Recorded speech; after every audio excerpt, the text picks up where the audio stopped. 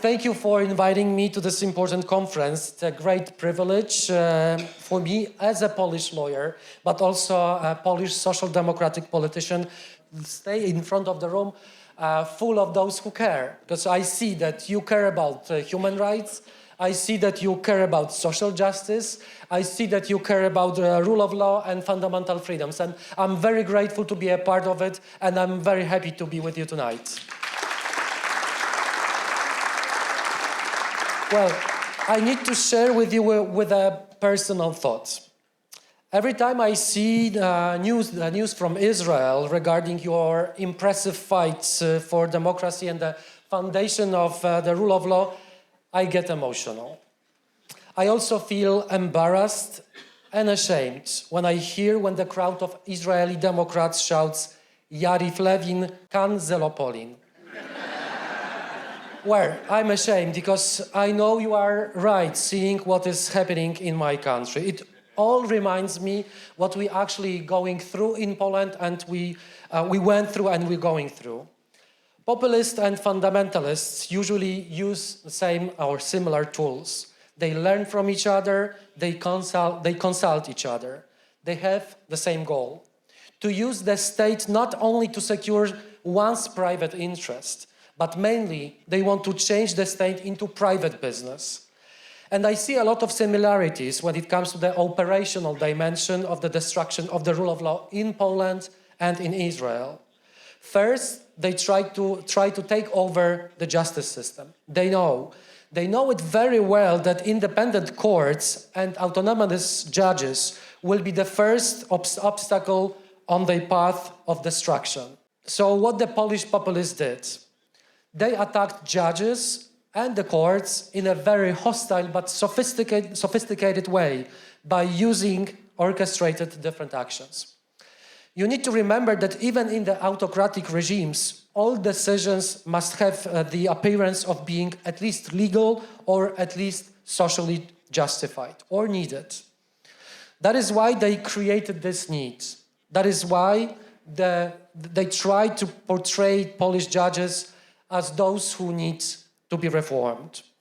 In 2016, a party, the Law and Justice, the governing party, took over the rules and immediately launched a horrible nationwide smear campaign against Polish judges.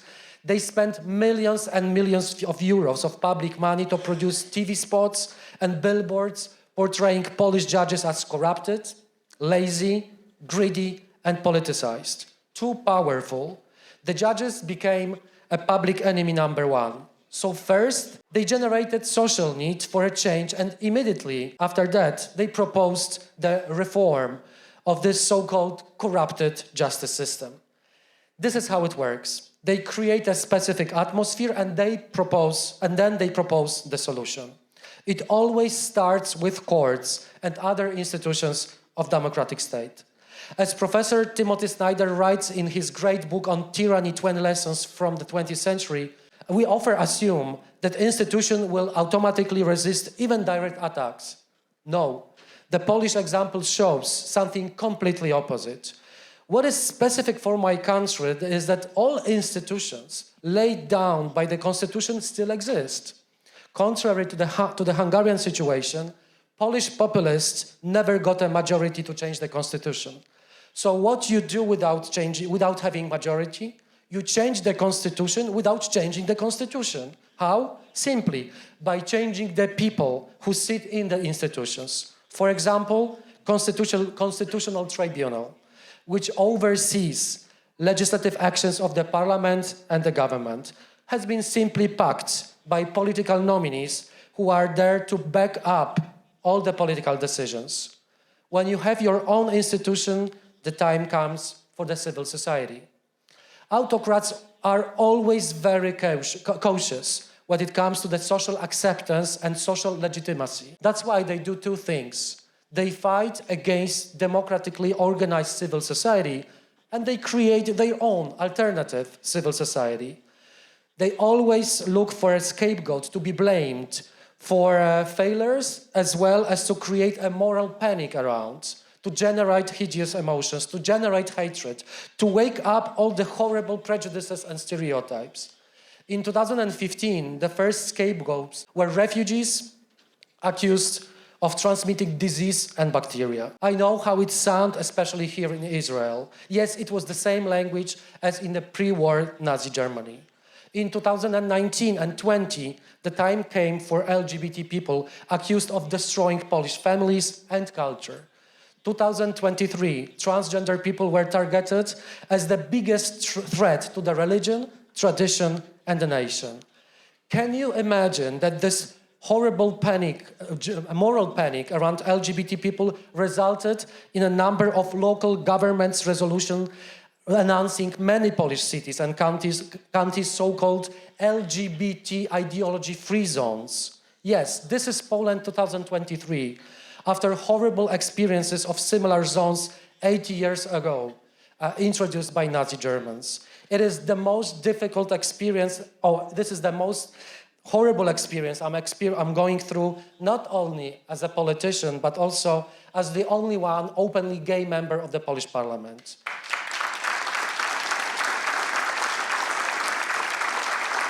Dear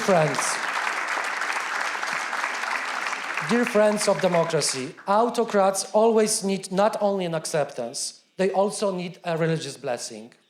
The alliance between the throne and the altar in Poland is getting closer and closer. The institutional Catholic Church receives more and more, materially and ideologically.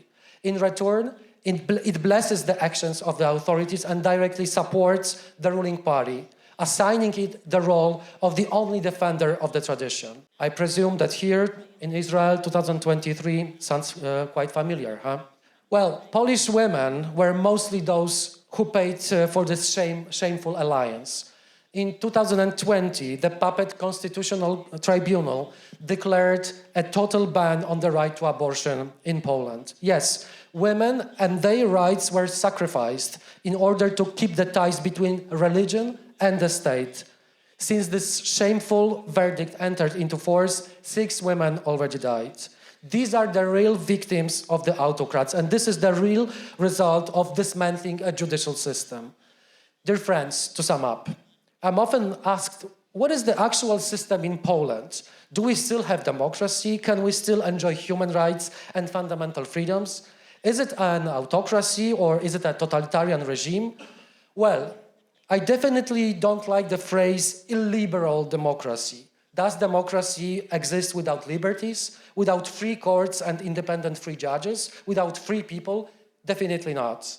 I would rather say that what we have in Poland is a competitive authoritarianism, where there are opposition parties, people cast votes, elections are organized, all the institutions of the democratic state exist, while the ruling party has a number of mechanisms through which it can influence a number of electoral processes. I believe that this term better describes what it is, because in such a system, it's all about maintaining a competitive advantage over those who aspire to take over the rules. Media, access to public money, institutions acting mostly to secure the interests of the ruling party, prosecutor, police, and other services. These are the elements of a chain of power. It is about pushing the limits of what is acceptable, but also about moving and seizing more and more areas of power in order to ensure and lead to an electoral victory. A victory that is preceded by an uneven start. I know, massive demonstrations and protests are great. They give us a feeling of unity and support. I know it very well as a protester and as an organizer of similar demonstrations in Poland. But we need more than this, especially that sooner or later the feeling of burnout will come. This is natural and should not frustrate us. I would like to urge you to be cautious. The autocrats sometimes take a step back, not as a sign of failure. They just take some time to prepare better for next actions. That happened with the abortion ban in my country. They were not brave enough to introduce this kind of law during the time of mass protests, so they took a step back. After a few years, they used the puppet constitutional court and they introduced the total ban of abortion in my country. After the time of mass protest comes the time of unprecedented and unspectacular work. Build your own media. You will see that it is only a matter of time when the autocrats will put their hands on newspapers and TV channels in your country. Look what happened in Hungary.